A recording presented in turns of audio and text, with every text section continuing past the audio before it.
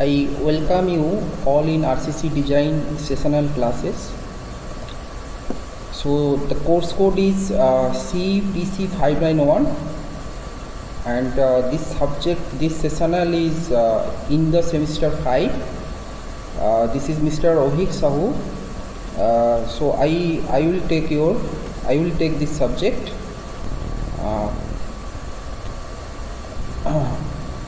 Now you see that the syllabus here, the syllabus given here.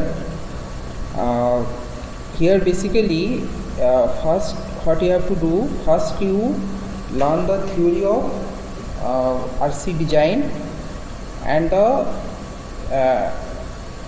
then you are able to do this sessional, because the application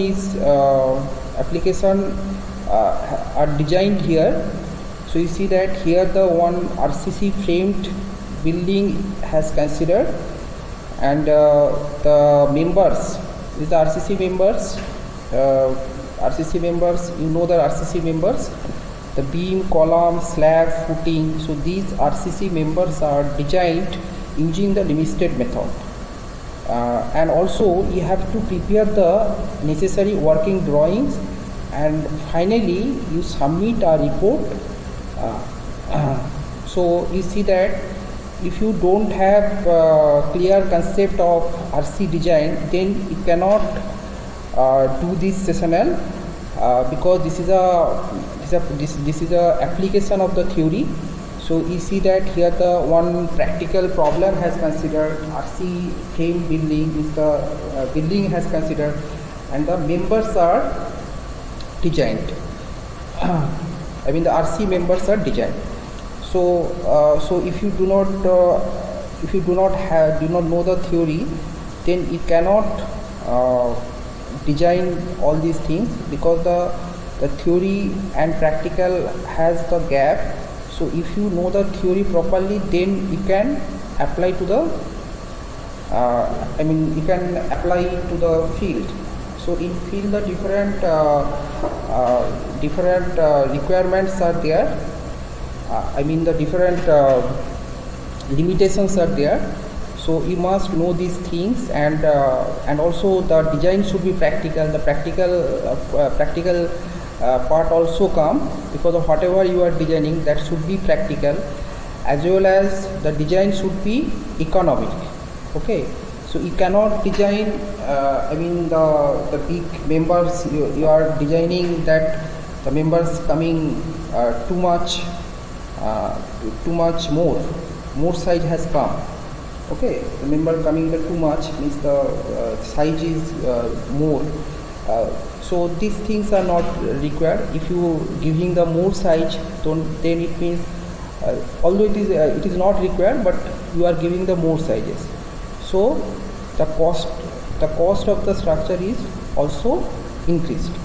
So it means finally the design is uneconomic, and it will not consider in field. So you have to design properly, and you have to design in such a way so that the design should be economic and cost effective. Okay, you have to minimize the cost. So you have to design in such a way that the cost should be minimized. The cost will be minimum.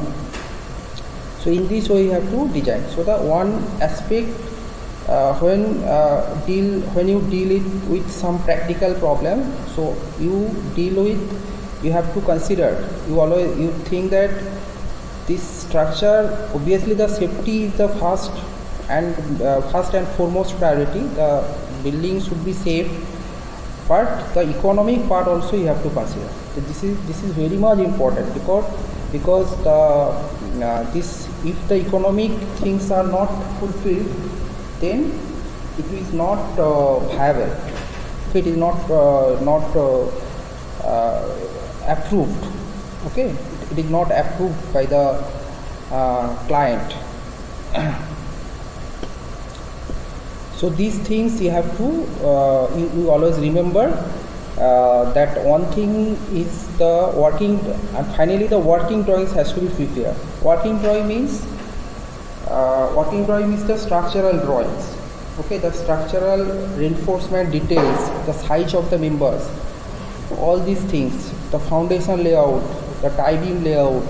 So all these, the structural members layout as well as the cross sectional elevation, everything has to be drawn.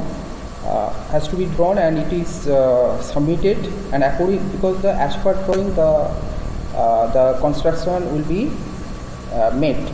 So that's why this drawing has to be prepared properly, and all these the IS code rules you have to follow. Okay, you have to follow the IS code rules to develop to prepare the drawing, and finally you submit the reports. I mean, in brief things you have to submit so that they will understand everything from their report. So these things you have to do in this session. This is our introductory class, so that's why I am discussing all these things, all the aspect of the of this subject.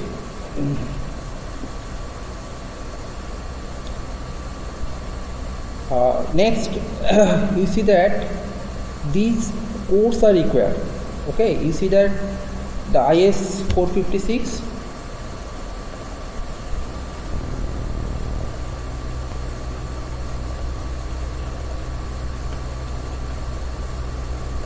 Now you see that so in this sessional these codes are required.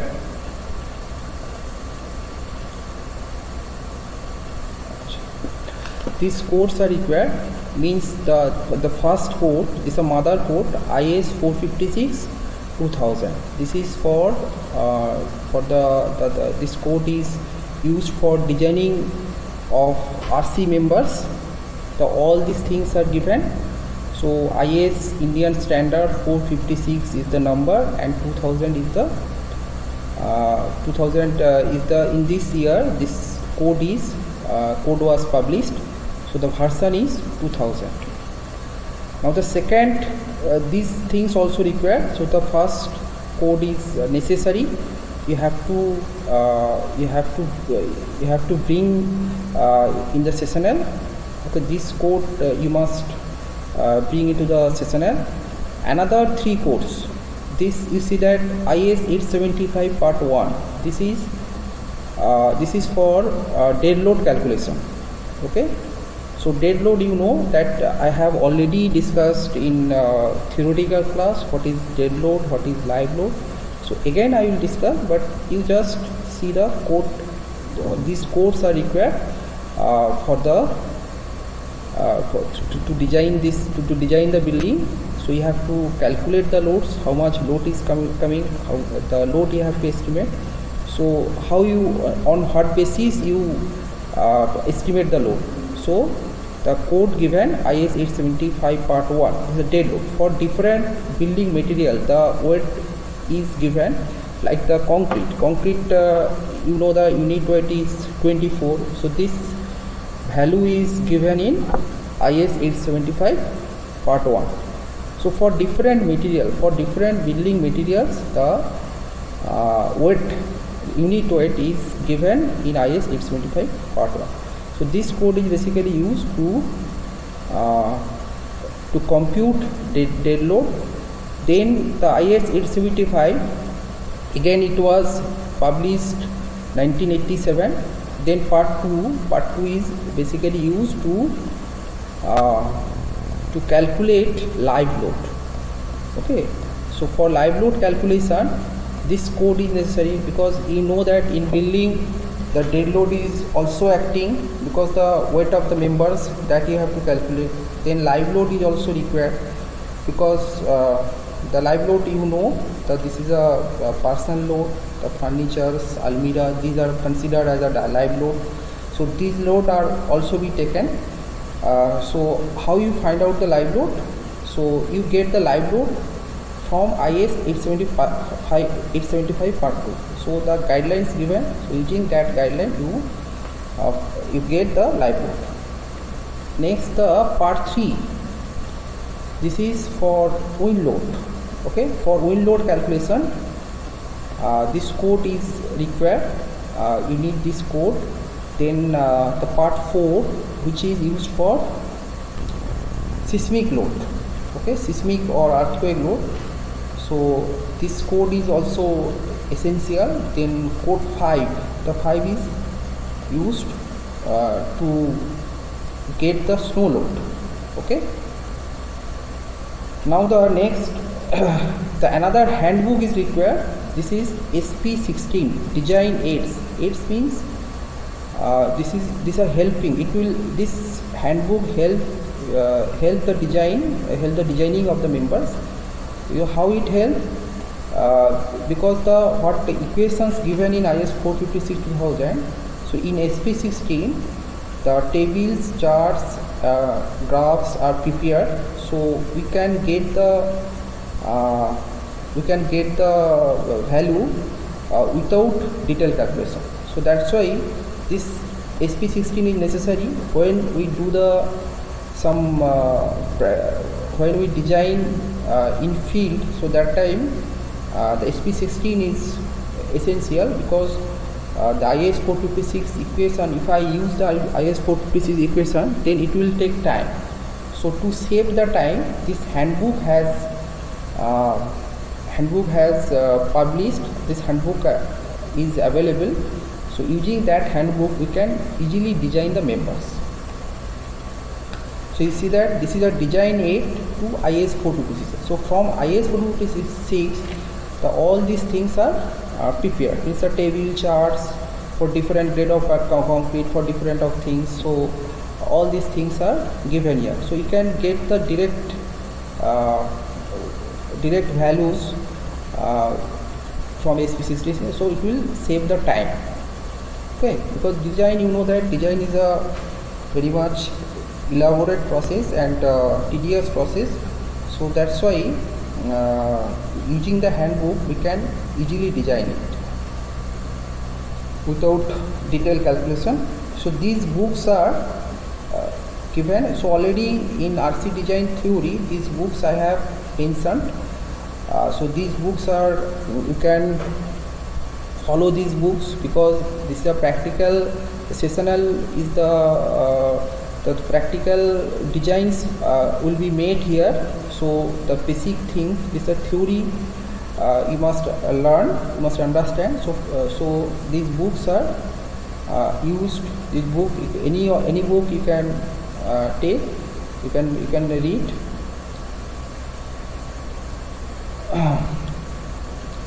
Now my personal suggestion is you use a simple book like the Bhavikatti, SS Bhavikatti. This is very simple books to understand the design of members. So Bhavikatti you can purchase. Okay, this book you can follow, which is not in the reference, but this book you can use. This is very simple book and you can easily understand. Now the web lectures are available.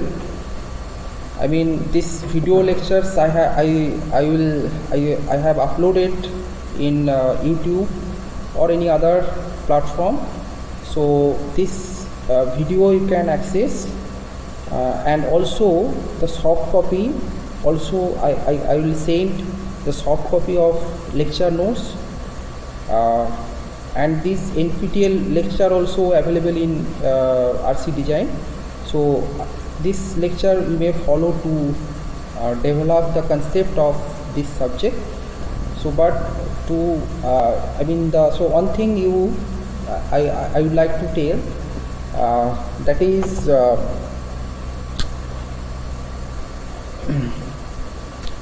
that is before designing, you must go through theory. The theoretical knowledge is essential. So I request you that you first learn the theory, then you start seasonal. Okay. So these things are difference, and the soft copy are also available. So you can use it and do this practical problem.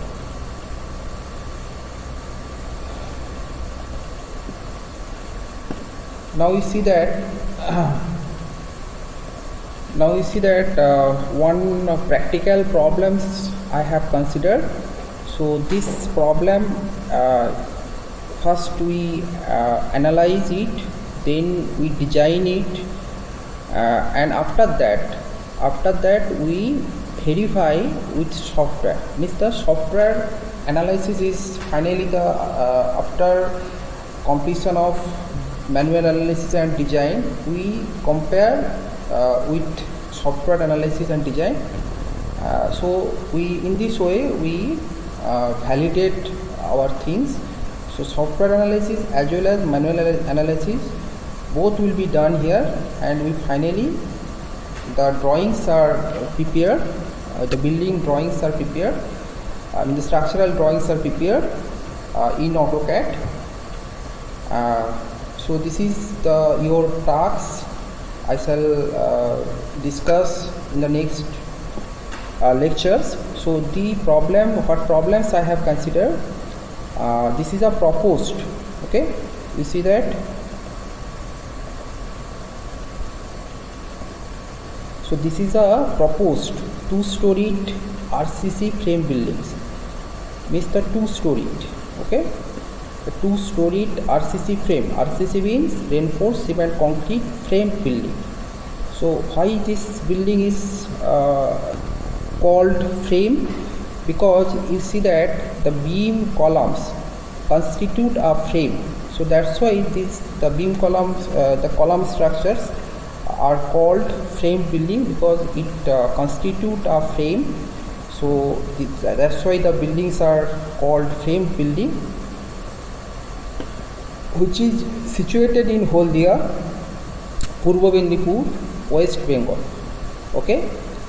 Now I have so you just remember that in AutoCAD lab, the architectural plans I have discussed, the elevations I have discussed, the same problem I have considered here. Okay, for for the analysis and design, the same plan I have considered. Okay, so that you will get a clear idea how the analysis is done, how the design is done, how the architectural plans are prepared, what are the basics of the architectural plan. That I had discussed in CAD lab. The same problems I have considered here. So that's why you will get the complete knowledge. Okay, if you learn this sessional, you will get the practical ideas about regarding the analysis and design, because there are so many assumptions we have considered when we are doing analysis and design, but these are practical things. So what assumptions we have considered or what analysis will be done here, so that analysis is very practical oriented. Okay, but the basics are, all the theories are remain in analysis and design subject, theoretical subject, but the practical approach is just somehow different. So that's why always the theory and practical, so always a gap remain between the analysis and design. So so that's why to minimize the gap, we will consider theory and practical both we will merge, and what are the practical consideration, that also we discuss, and how it is related with theory, so that also I shall discuss.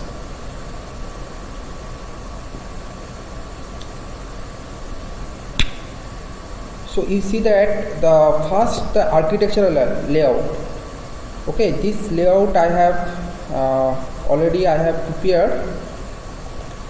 This already I had done in CAD laboratory. So this geometry you are familiar, you know very well this geometry, this plan, because this plan has given to you. This plan has given to you in CAD lab. So I think you are well know about it. So the plan given here, this is the floor plans, floor plan given, the front elevation given. So you see that this is a two-story building. Okay, two-story RCC frame building, because here the columns are used, and this building this plan, the floor plan, this plan consists of 2 bedroom, another dining hall, then kitchen, toilet, study room, etc. So my suggestion is, so this is a one sample problem I am going to discuss here. So you make one drawing, the at least, so first what you have to do first, so these things I have explained. If you have anything doubt or any confusion, you can consult with me, as well as also you can see the lectures also. Okay, you can go through my previous lectures, Mr. AutoCAD lectures. So you will get the idea about how to make the plan. So the plan, first you prepare a architectural plan which has minimum 2 bedroom, okay, which has minimum 2 bedroom, 1 dining room, the toilet, then kitchen, and 1 stair. So this plan first you develop. Okay, first you make, I mean on line diagram you make in AutoCAD, or in on paper also you can make it. Okay, so but the plan you have to prepare individually. Everybody, I mean all you have prepare individually, make a plan, and that you show me. Okay, then we proceed for structural plans. Okay, you know that building drawing has because the building drawing has it consists of several drawings that you have to prepare. The first thing is the architectural plan. First you develop, first you prepare, then you proceed for structural plan. So the architectural plans you have first you prepare. So in architectural plan, in building plan, at least this is a building specification is the 2-story building, and how many rooms you consider, that is a 2 bedroom having the standard sizes, and the 1 stair, 1 dining, and 1 kitchen, and 1 toilet.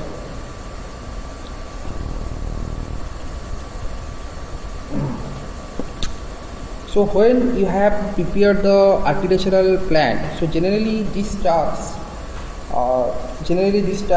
has given to architect. So I think that some architect first make the architectural plans.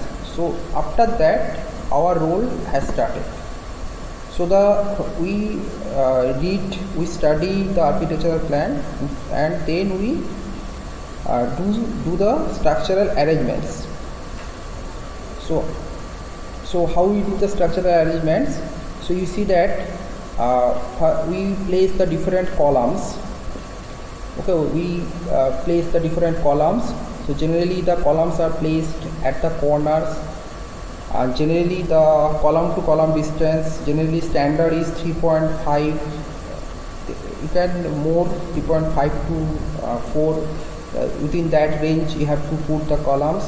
And also one thing you note, to fix the position of column, the column should not come inside the room, because if I place the column here, then the one obstruction take place. So we cannot use the room properly. The access of the room is hampered. So that's why generally we are not place any column inside the room. And one thing, the stair generally supported by 4 columns. So here the stair portions are there. So you see that the stair is supported on 4 columns. Okay. Now again the beam arrangements are also made here. You see that these are tie beam layout basically. So these are the primary beam. So which one is primary beam? The beam which is directly which will rest, which is connected with columns. So these beams are called, which is directly supported on columns. The column to column beams are called primary beam. Another is secondary beam. If I place one beam support to support, I mean the beam to beam, this beam is supported on these two beams. So that's why these beams are called secondary beam, whereas these beams are called primary beam. The primary beam and the secondary beam. So these two beams are used to, and also the cantilever beam. If any cantilever beam is present, I mean the hanging beam. So this length, if this beam is extended up to some length, so this portion is called the cantilever portions. So the different beams are used. So you see that after getting the architectural plan, we fix the position of columns, then we use the tie beam at the plinth level. The tie beams are used. Tie beams are used. So basically the function of tie beam, the tie beam has many functions, several functions. It tie up all the columns so that the integrity of the structure is improved. And here this portion is slab. So you see that this slab is not connected with beams, because this is a 4 slab. So the slab is not raised on beam, but this beam is required. Okay, this tie beam increase the integrity of the structure, as well as also the wall is erected over tie beam. So the wall is constructed over the tie beam. So that this beam is very important to increase the stability of the structure, as well as it also increase the monolithicity of the structure, integrity of the structure, because when all the members are connected, all the columns are joined by the beams, then the integrity of the structures are improved. Okay. So you see that this beam is the secondary beam. Here I have discussed the different beams and the column. So I have discussed here.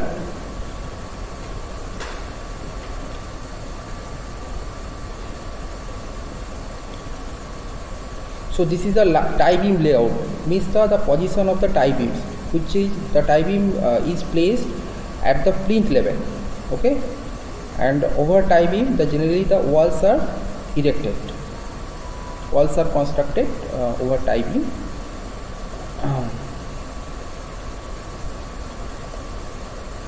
You see that this is a 4 beam column layout plan. Okay, with panel numbers. You see that this is a stair portions, and the columns are connected by beams.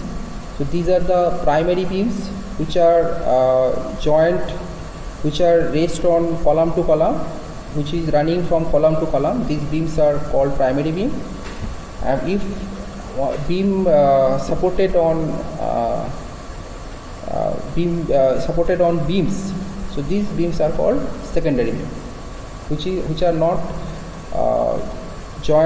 not raised on column. So these beams are called secondary beam. So you see that this is a beam column layout. I mean the position of beam columns are shown here, with dimensions are given, the different length are given. Okay, this is stair portion, and you see that these are the panels. Panels mean the slab. This portion is called the slab. This slab is raised over beam. So this slab, the different slabs are marked here, because this panel number, you see that these are the different, because the panel dimensions are different, as well as the each condition are different. So so that's why the panel has the different name.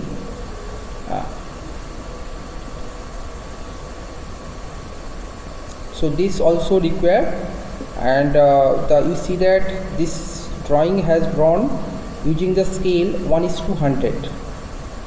Okay, so 1:100, you know, the 100 is the actual length. This actual length is represented in 1 by 1 unit. The 100 actual length is represented by 1 unit. So this one is the drawing length. So accordingly, the plan is prepared using that scale 1:100.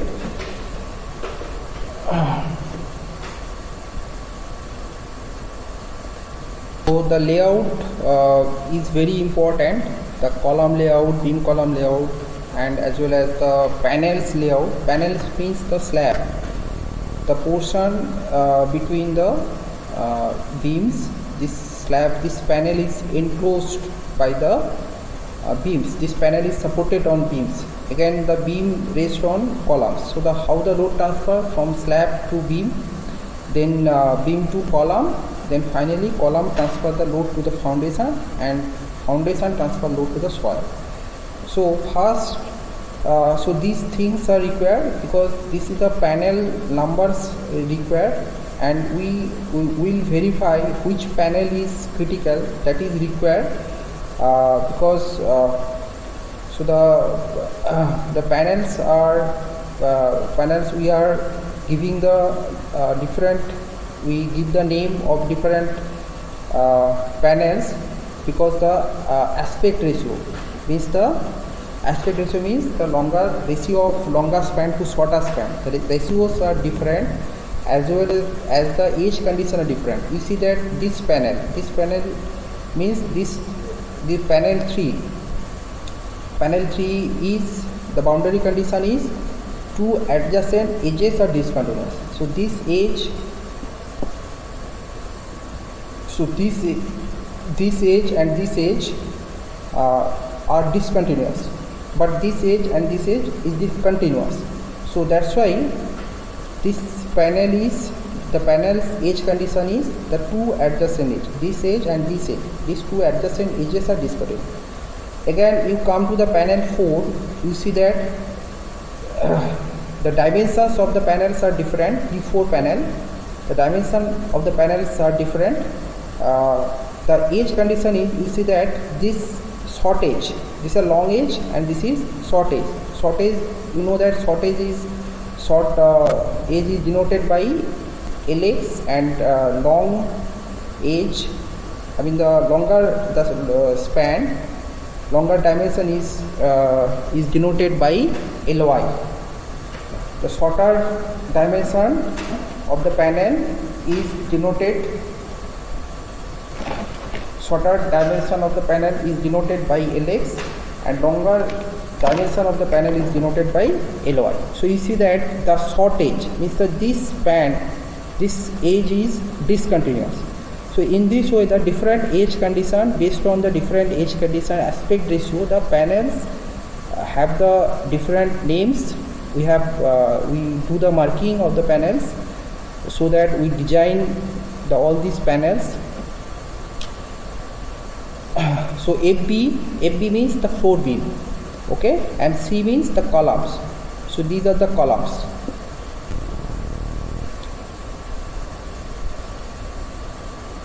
So generally, the one guideline for using the secondary beam, as I have said, if the beam is supported on primary beams, okay, these beams are, if I use another beam, okay, so this beam is called secondary beam. Now the guideline of the secondary beam is when you give the secondary beam, when you use the secondary beam, so it has some thumb rules we follow. When the span is more than 5 meter, okay, more than 5-6 meters, so that time you have to use secondary beam, okay, to minimize the cost of the structure. Otherwise, you see that if the span is more, then the thickness of the slab is more. So reduce the thickness and also to distribute the load properly to the frame. For the uniform distribution of the load, the secondary beams are used.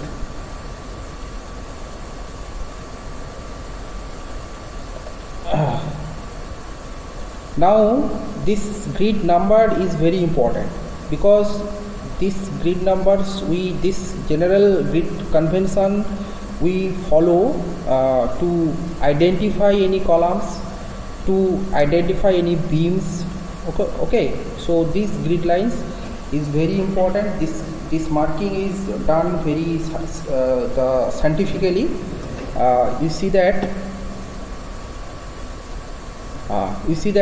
this horizontal grid, we give the name A, B, C, D, E, F. Now this vertical grid line is a central line. Okay. So the grid line, we give a name 1, 2, 3, 4, 5. So suppose we want to design this column. So the marking is,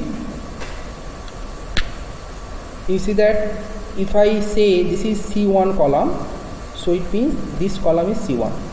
This column is, what is the name of this column? What is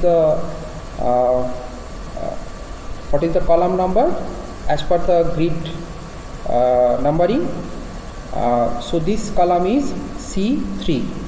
So in this way, or if I want to make, we want to design this beam.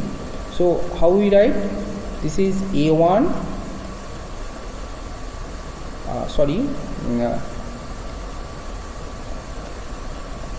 A.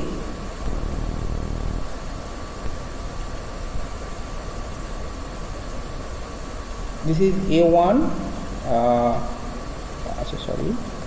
This is 1 to A to F. Okay. So in this way we can we can identify, we can find any beams and any columns using this general using this grid number, this systematic grid numbers. That's why the grid numbers are done systematically, so that we can get any beams and any columns with one single grid numbers. Okay. So this is a grid number, beam column layout. This layout also required, because based on that the construction will be done. So this layout also you have to mention. This layout has to be drawn on drawing sheet. This is also a structural part of the structural drawing. So this number, this beam column layout, that you have to prepare, that you have to mention on the drawing sheet. Again, the scale is 1:100.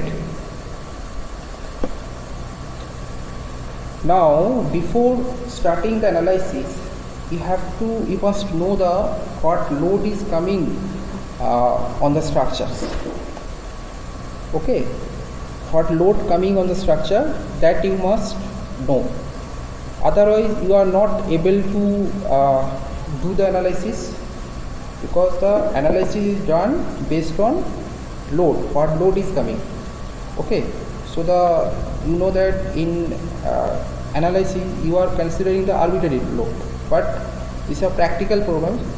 So you have to find out how much load coming to the members, that you have to find out, and then you proceed for analysis, and then you proceed for design. Okay, then the drawings will be prepared, then economize it. Okay, safety you check, design should be checked from safety point of view. Also the economic aspect also you have to check, serviceability point of view also you have to check. Okay, so and after, when the design is over, after that we prepare the drawing sheet. We develop the structural drawing, and after drawing the report will be submitted. So you see that what load, the different load is considered, the different loads remain, like the gravity load. You know the gravity load, the load which is acting vertically downward. Okay, the load which is acting vertically downward, these loads are called gravity load. And you know that dead load and live load are considered as a gravity load. So dead load means the permanent load that we already explained. Already I have so many times I have discussed, so many times I have told in the theoretical class. So this load, you know, you aware about the dead load as well as the live load. Another load is the lateral load. Lateral means the load which is acting in the lateral direction. Means, so if this is the structures, the lateral load means this type of load is acting. This load is coming from wind and earthquake. And you see that due to the lateral load, what happened? The sway will occur. Okay, the sway, you know, the lateral movement will occur. Okay, the positive sway, the negative sway. So due to lateral, what things will happen? That is sway will occur. Okay, SWAY, lateral sway will occur. And this load is acting on the superstructure because the wind is acting on the superstructure, on wall, on the exposed surface. The load is acting. That the load again it transferred to the beam, because the wall is not a structural member. If the wind load is acting on wall, so wall transfer the load to the adjacent structural members like beam. Again beam transfer the load to the column, and due to the wind load, what happened? The sway will take place. Similarly, the earthquake load. The earthquake load will never act to the structure, to the superstructure. It obviously act to the substructure. Means at the base of the foundation, this load is acting, and due to that load, again the sway will occur. Okay, the sway movement will occur due to the lateral load. Lateral load comes due to wind and mainly comes from wind and earthquake. And one thing you note that for RC structure, generally the wind load are not the major forces. The earthquake is the major forces, and wind force is major in the lightweight structure, like the steel structures. Okay, in steel structure, steel is the lighter structures because you know the different steel structures are constructed. You can also see the steel structure like the shed, industrial shed as well as factory shed. These are made by steel. So here the wind load is predominant over earthquake, because you know that for earthquake load, generally the lighter structure is preferred. So whereas the wind is the major forces, if I design the steel structures, and in RC structure the earthquake load is major forces. Now here the dead load definition given. Okay, so the weight of all permanent, all these things I have already discussed in theoretical class, I mean the RC theory. The weight of all permanent, this is a permanent load, component of the steel structures, fixture, then cassette plate, roof covering, etc. The difference code, what code are used? IS 875 part 1 and SP6. So you see that mainly we are in building material, the concrete are massively used. Okay, so what is the dead load of the concrete? Unit weight of the concrete, that is 24. Okay, kilonewton per meter cube.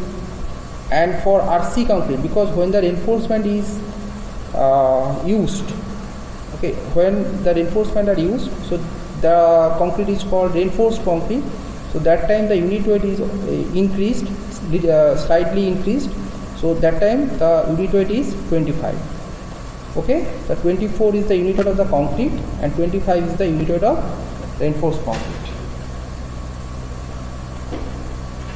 And this reference code given IS 875 part 1 and SP6. Okay, for steel this code you need, and for RC structure this code you consider. Okay, from dead load you will get from IS 875, and for steel structure the dead load you will get from SP6.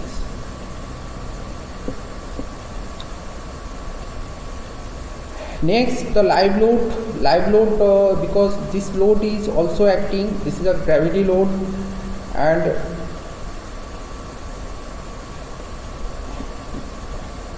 you know that this load refers to load that do or can change over time, such as people walking around a building, occupancy load, or movable objects such as furniture. So these loads are considered imposed load or live load, which is denoted by LL or IL. So what is the reference code? This is IS 875 part 2. So the one thing you know that for residential, because the what problem given, so this is a residential building. So how much live load you consider? So this guideline given in IS 875 part 2, that is 2.5 kN per meter square. The standard 2.5 kilonewton per meter square, means you see that per square meter how much load is acting. 250 kg load we have considered per square meter. 250 kg load we have considered.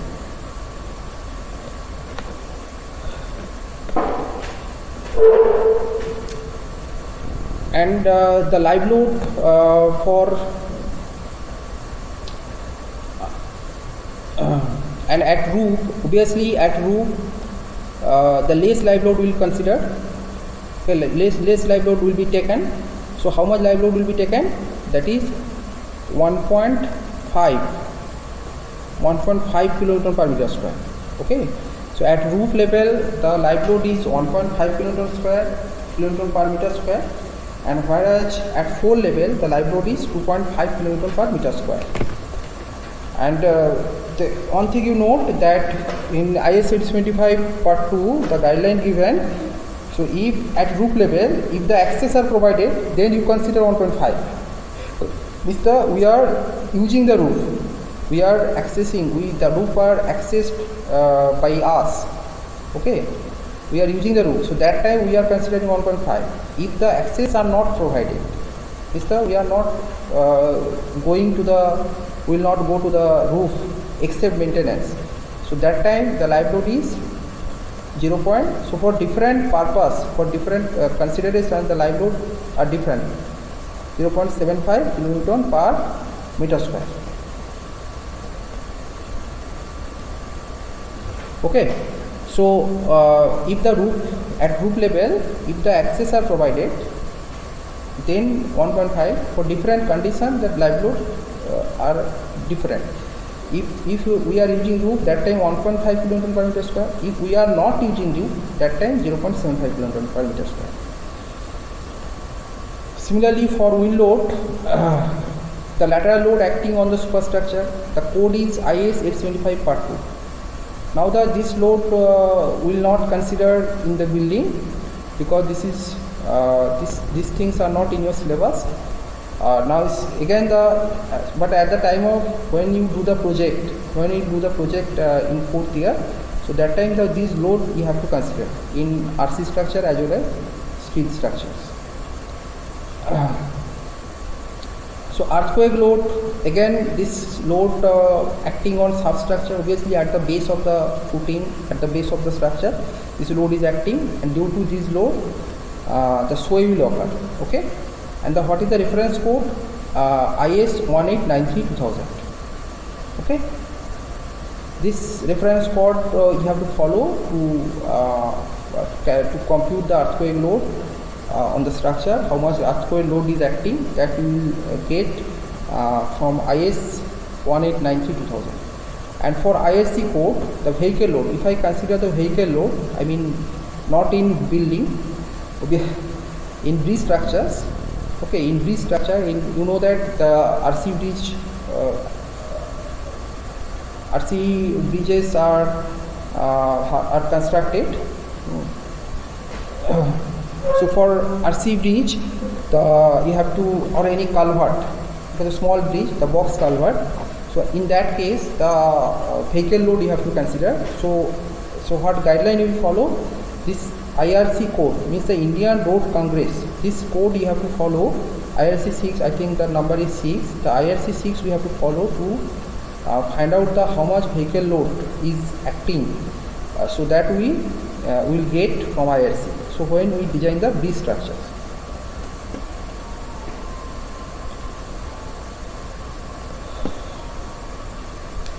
Again, the plan, beam column layout plan, I have shown the beam column layout plan has shown here. So different panels with different aspect ratio. Panel has a different name based on the different aspect ratio, based on different boundary condition. The panel has the different name. So how many panels are there? We see that 8 number panels are used. So this is a stair portion. So here there is no slab, 4 slab. So these portions we design separately, but the other panel we have identified using the numbers. P means the panel, number is 1, and load is transferring. How the load is transferring? The load is transferring from slab to beam, then beam to column. So in this way the rectangular load is transferred. In this way, this diagram given in IS 456-2000, how the load transfer from slab to beam. So in this way the load is transferred, triangular portion as well as the trapezoidal portions. The trapezoidal form and triangular form, the load is dispersed to the beam. Okay, because this portion is supported on beam, so the load transfer, whatever load is acting on panels, slab, so load goes to the beam because the slab is supported on beam. So how the load transfer? It is transferred at 45 degree angle. So this load dispersion angle, this angle is 45 degree angle. Okay, so in that angle the load are dispersed.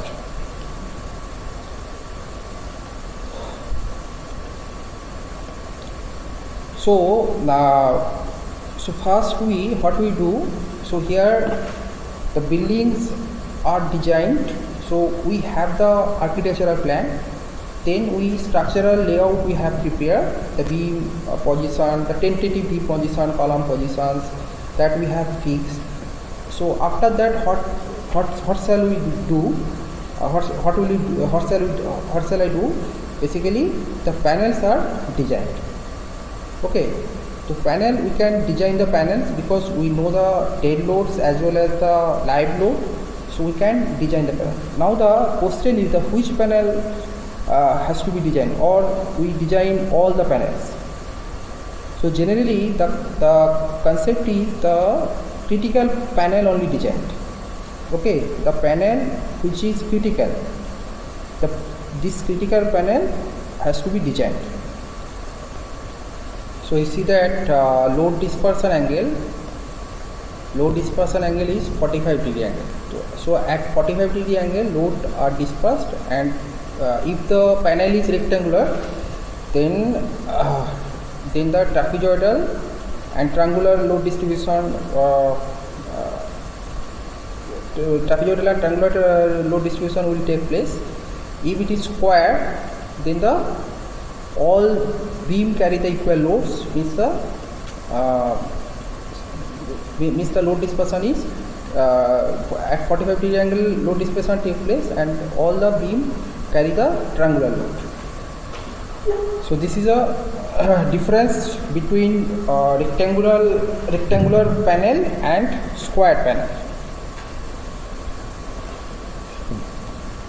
Now before starting to design of RC members, so I shall tell you some instruction regarding this sessional and how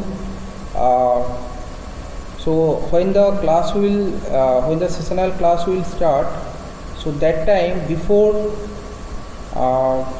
so you should go through the study material as well as the video lecture, so that you can ask questions regarding this problem, and if you have anything doubt, queries, so that I shall discuss here. If anything beyond this syllabus which you want to know, that I will discuss.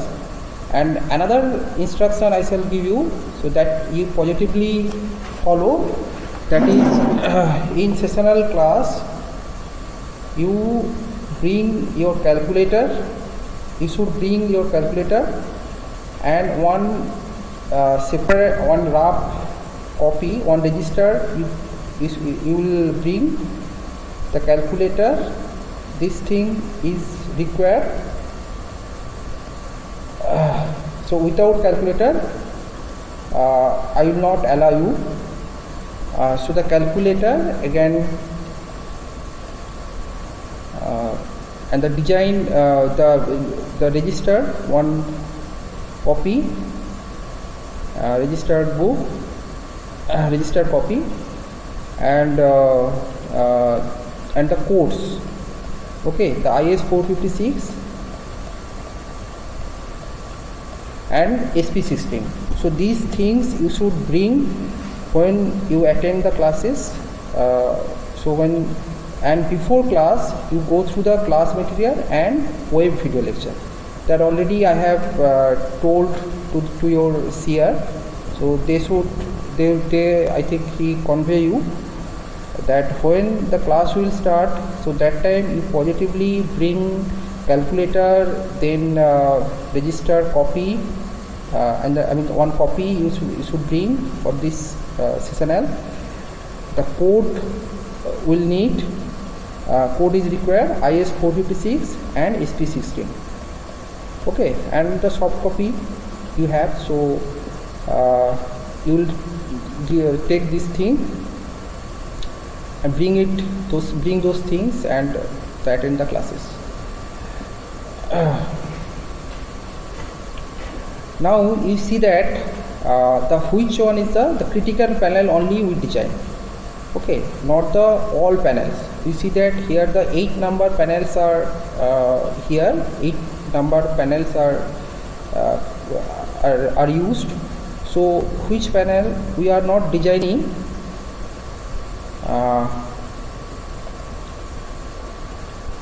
We are not designing the all panel, only the critical panel is designed, and what reinforcement come and what thickness has come. So this thickness we will provide to all the panels.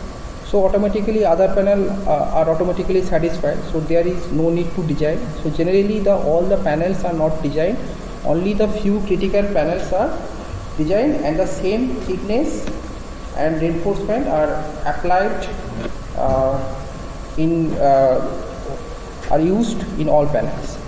So now next we find the which one is the critical panel, how we identify the critical panel.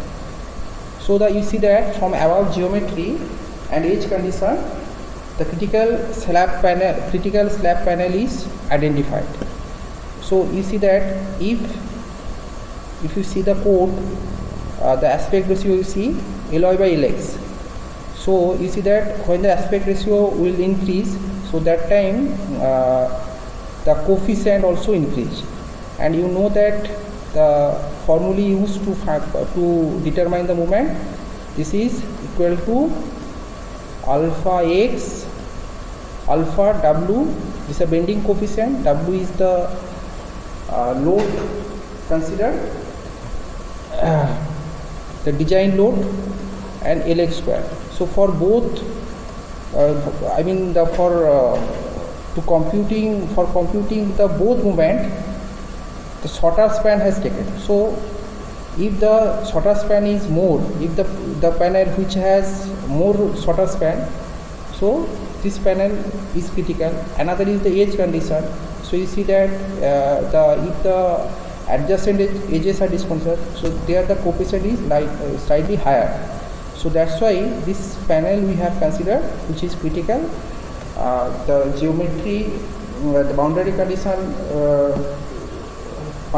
is the two adjacent edge discontinuous, because the P1 a P1 panel has the boundary having the two short edge are discontinuous, and the shorter span is large. So that's why this panel we have considered, and the thickness, what thickness comes, and the reinforcement that we will provide throughout the slab, throughout the all panels. So only the critical panels is designed, and based on that we use the reinforcement and thickness of the other slab portion. Other panels also the thickness and reinforcement remains same. So automatically the panel are satisfy the design criteria.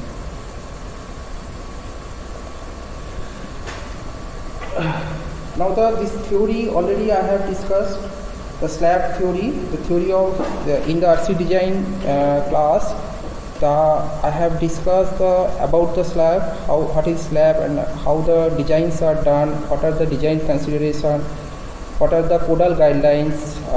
So all these things I have mentioned, I have discussed.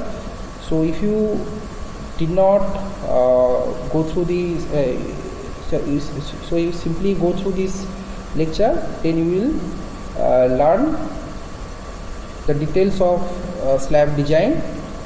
So when you know the slab design, the theoretical part when you finished, so then you start this practical problem. This P3 panel we are going to design. So generally one thing you note, that generally for residential building we are using thickness overall depth. So this is the overall depth. Overall depth we have considered, that is 125 mm. Okay. Not less than 120. You may use more, but not less than 120. Okay, so slab thickness we consider 125 mm, and generally the main bars here, because you see that here both are the main bars, longer direction and shorter direction. So these bars are both ways, and generally the diameter of the bar is 8 and the clear cover is 20. So all these things I have explained. So in this problem you see that the shorter spans we have taken from the geometry, from the panel, actual panel length.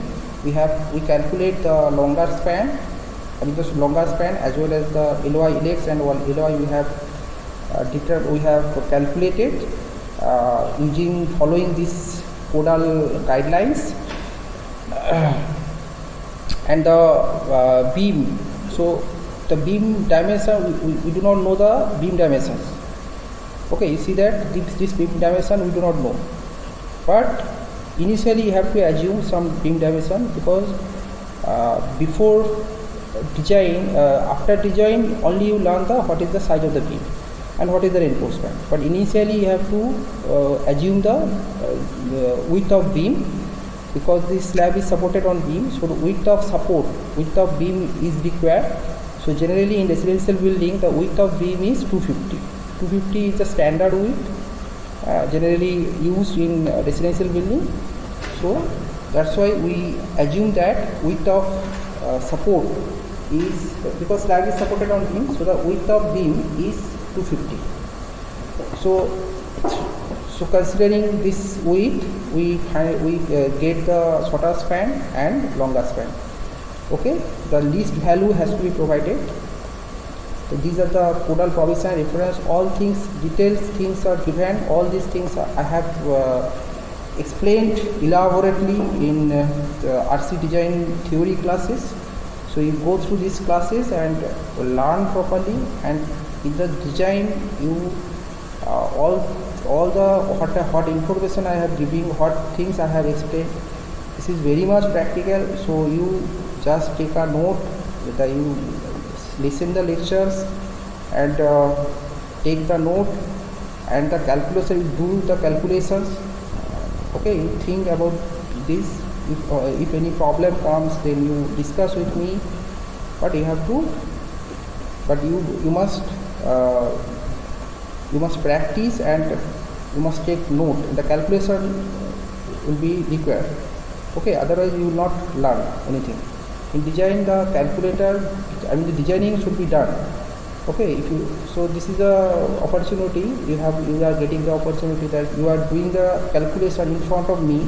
If you feel any problem, then I shall communicate with you because the offline class will start soon. Okay.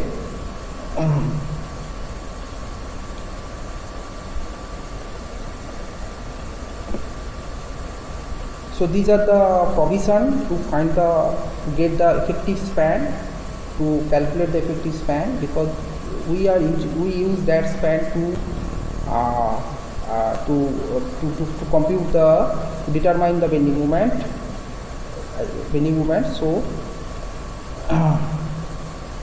So far, step 1, step 2, you go through this. Then we find the dead load.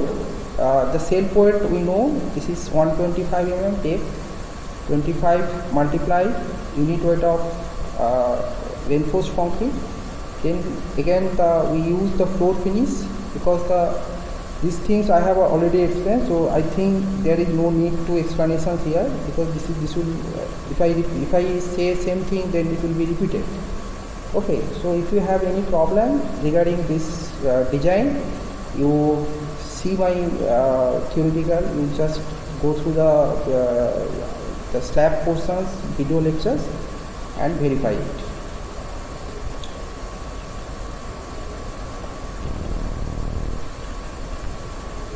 The same thing, we are finding the moments using the reference, using the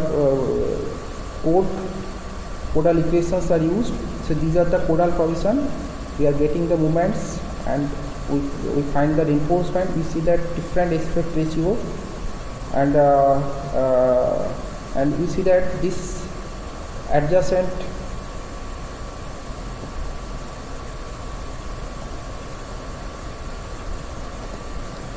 next we in step 4 we find the thickness of slab using the limiting condition. The same thing I have just again I am telling, you go through, you just see the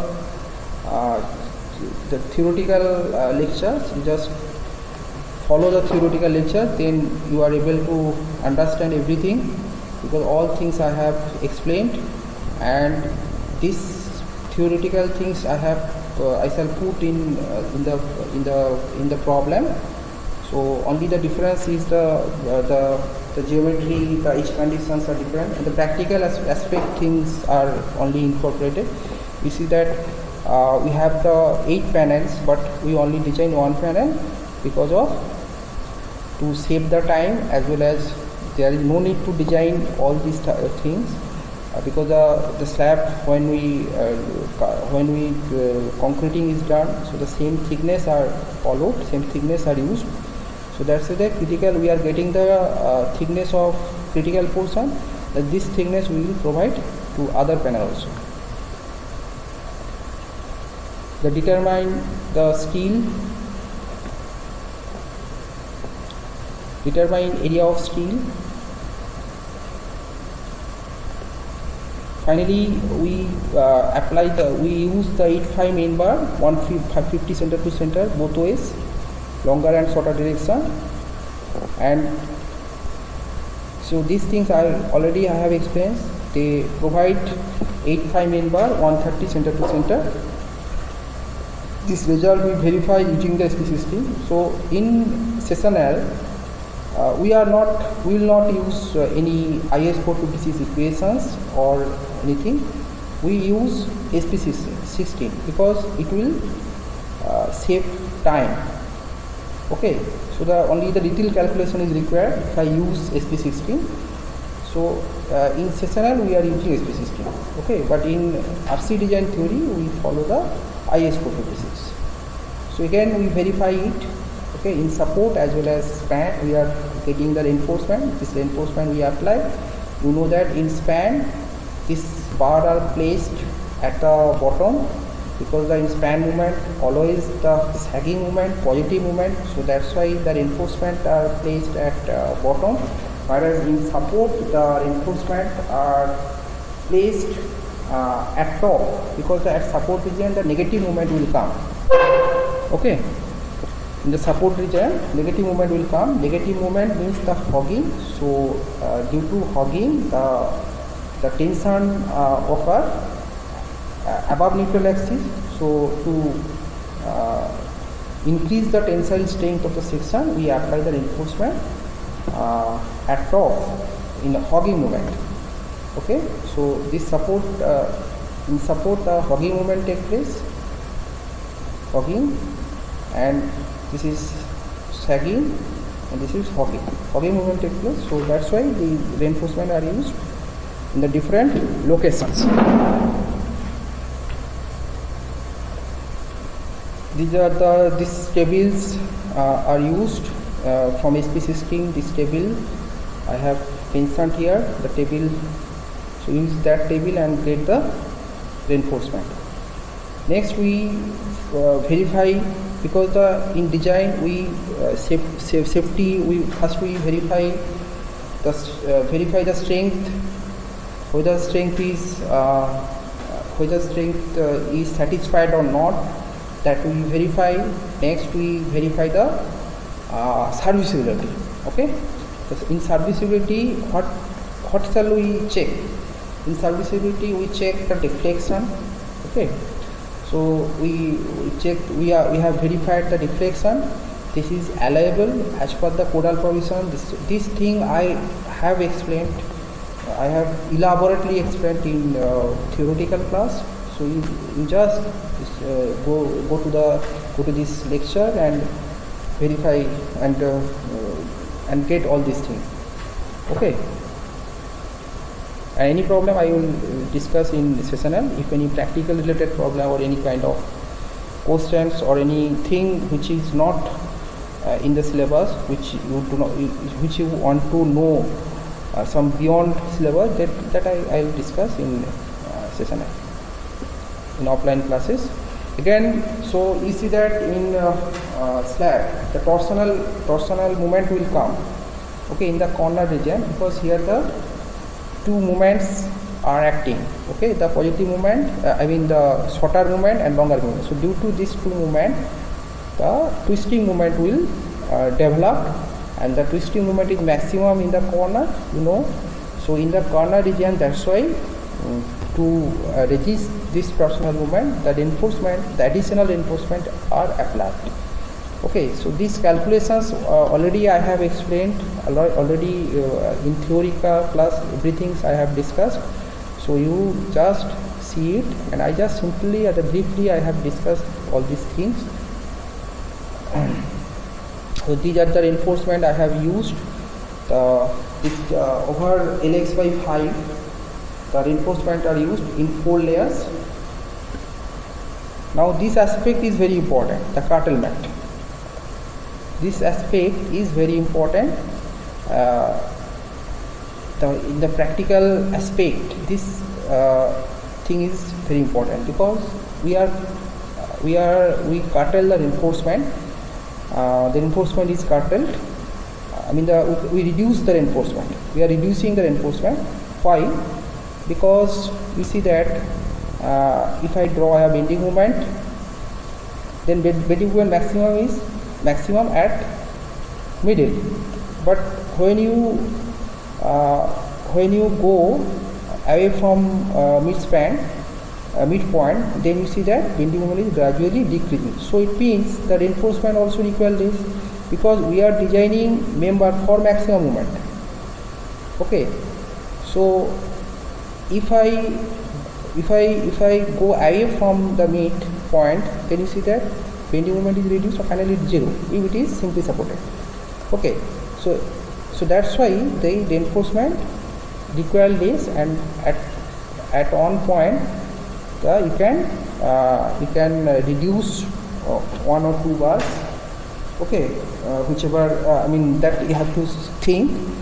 And the guidelines of the curtailment given in SP 34, IS 456, all the guidelines are given, and these detailed things are mentioned here. These things I have explained in the theoretical class. So you go through class and you see this thing and get this thing, because the theoretical things I have not discussed here, because this will be repeated thing, so that is not required at all. So you go through it. This Cartelman is required. So following the Cartelman rule, we prepare the reinforcement details, draw the reinforcement detail, because this details is important. These drawings are required, the reinforcemental drawing, as well as the sectional size, because this drawing we give it to the supervisor or executive engineer, so who execute all these things. So you have designed. If you execution, if the execution will be is done by you, then it's okay. Then you go to the field and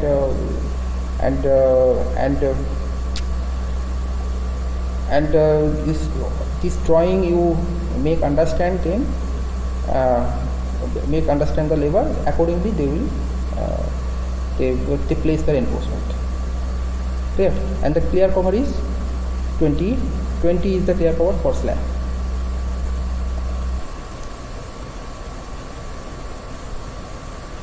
So these are the drawings given in SP 24.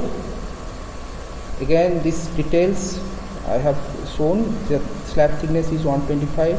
The Cartelman rules are used and followed, because to minimize the cost of the structure, because as you know that reinforcement steel has more cost than concrete. If I reduce some reinforcement, then it will be the cost will be minimized. And where the reinforcement is not required, so there is no need of to additional to give that is to give the unnecessary reinforcement. Okay. So here we finish the slab design. So then we start. Then the stair design will be done. Okay. So the procedure is the architectural plan. Then from architectural plan we develop the structural layout, make a structural layout. The structural layout has been prepared. So after structural layout, once the structural layout has prepared, so after that you design the slabs. So after that, then you design the staircases. So here the same thing. These things I already explained in theoretical class. The stair class, you go through the stair lectures, and you see the stair lectures, and you will get everything. You will get all these all the details you will get. So here the same things. So if you know these things, then here the first we have done the geometrical planning of the staircases. So what is the width of landing, what is the width of flight, then what is the length of flight that we have determined, we have taken based on the floor height. Okay, depending on the floor height, how many steps are required, what is the width of step, what is the length, what is the height of the steps, that we have decided here. The standard dimensions we are used. So generally you know that for residential building the trade width is 250 and riser we consider 160 mm. So accordingly we are designing the stair. We have planned the staircases, and after that we start the design. So this is the layout of the doglegged staircases. So width of landing has mentioned here. Means we have designed based on the space, what space are available. Based on that space we are finding the area required for the doglegged staircases. So after that, so once the architectural layout, architectural plan of the staircase has prepared, so then we'll see, then we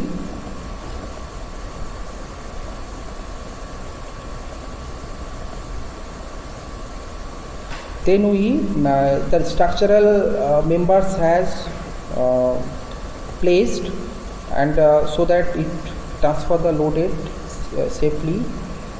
So as per the requirement, it will be safe. So accordingly we are planning the different the structural members are placed. Okay, so you see that at end the beams are used. So here the ends are, this is a going portion, this is a landing portion.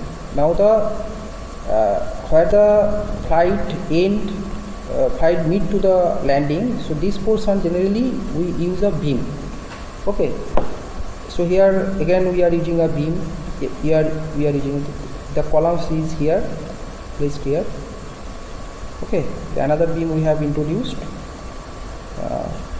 Okay, this beam are generally used at the where the flight and landing meet. Okay, so the span is, this is the span.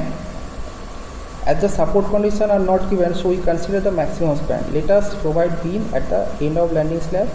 Okay, the end of the landing slab I have provided. Again end of flight, again one beam is used.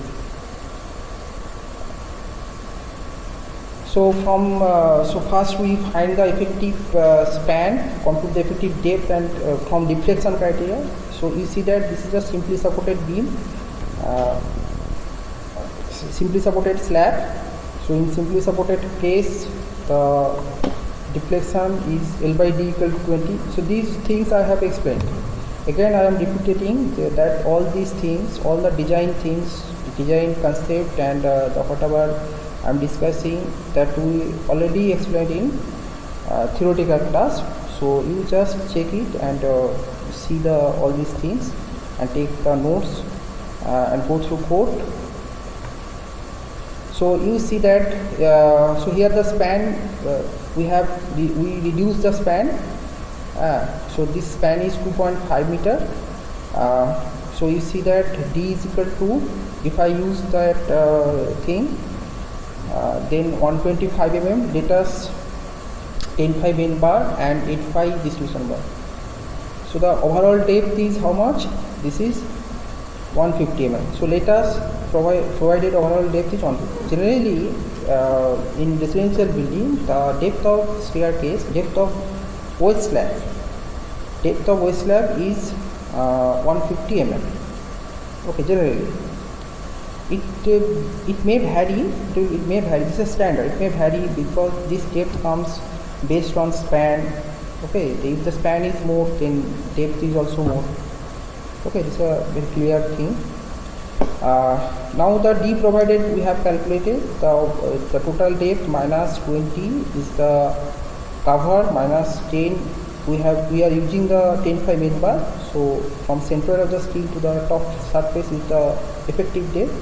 So now we calculate the effective depth, effective span. Accordingly we are getting the effective span using the codal provisions.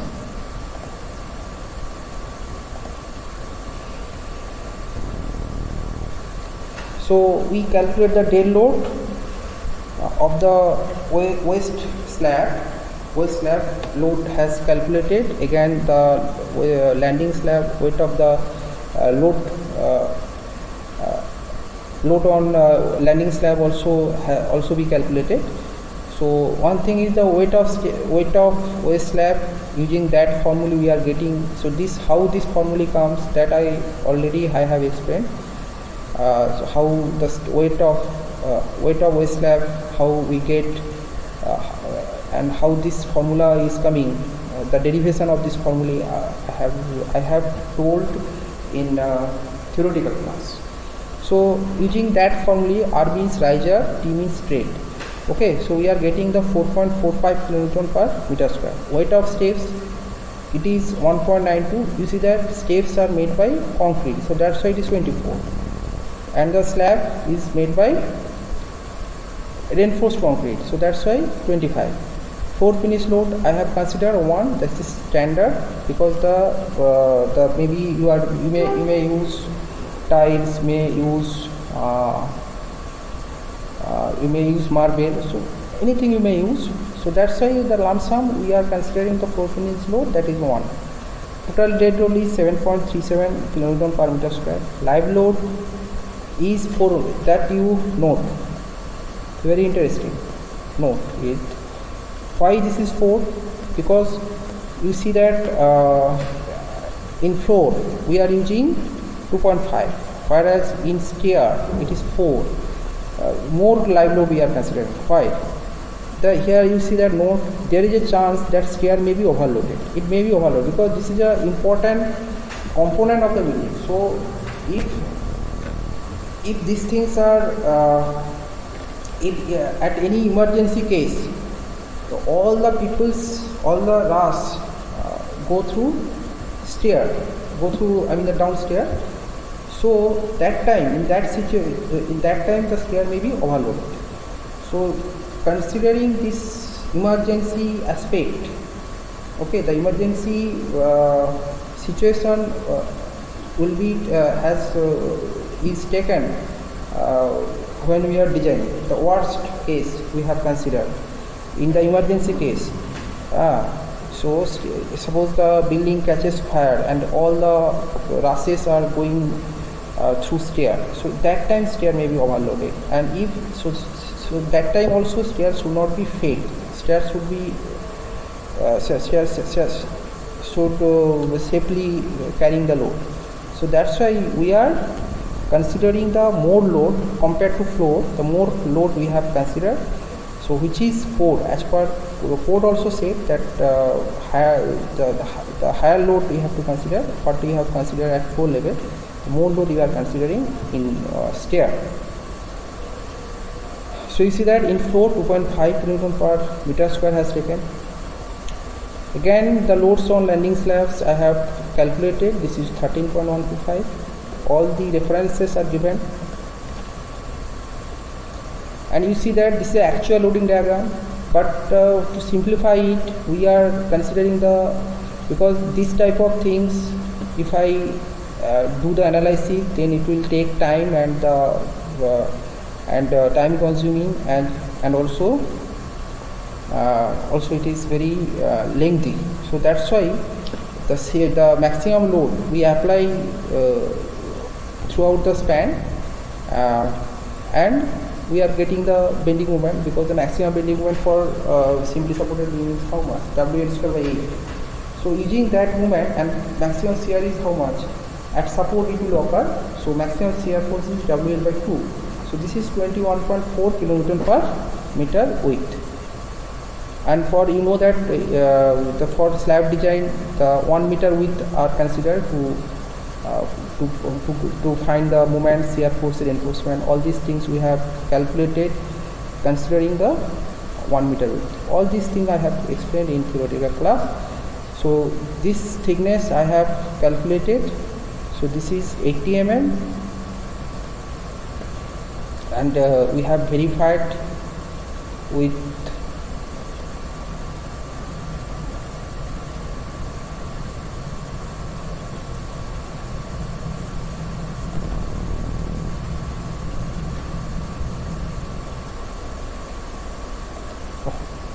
okay, this is 150 mm. Okay, we will provide 150 mm depth.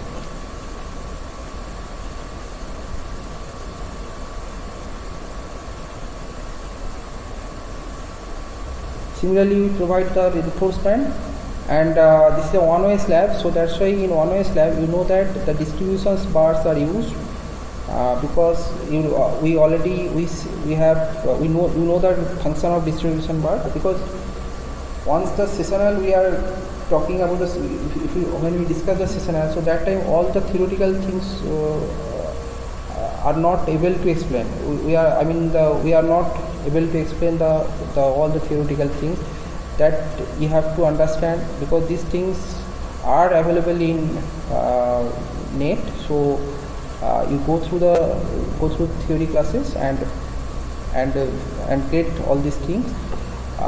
Get these things. So the distribution bars in one-way slab, distribution bars are used, and generally we are using the 0.12% of the gross cross-sectional area, because in one-way slab only the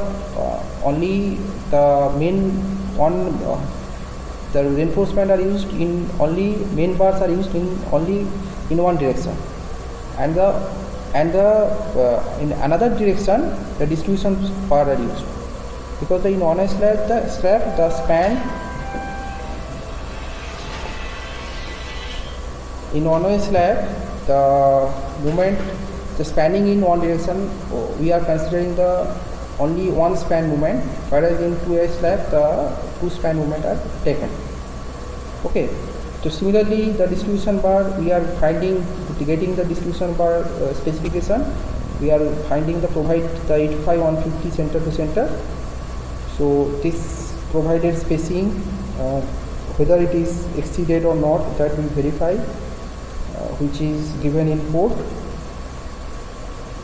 These are the summary. Let us provide 10.5 main bar at the rate of 1 both ways at bottom, 8.5 distribution bars. We verify the deflection, the same thing, because these things I have explained, all these things I have explained in theoretical class. So we go through it and simply we just consider it in our problem. Development length we check, and finally the drawing is met. Okay, you see that 153 core slab has given, this is standard. Because generally this type of thickness are used, but you have to design. Okay, you have to design whatever things you give, that you have to design. You have to go through it, and you have to design it properly. Okay, because this thickness generally depend on the span. So if the span is more, the thickness will be more.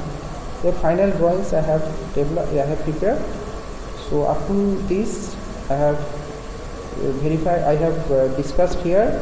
So you see that the staircase, the one plan we have considered, and the and the layout we have prepared. Then we design the waist slab, we design the floor slab, then design the slab.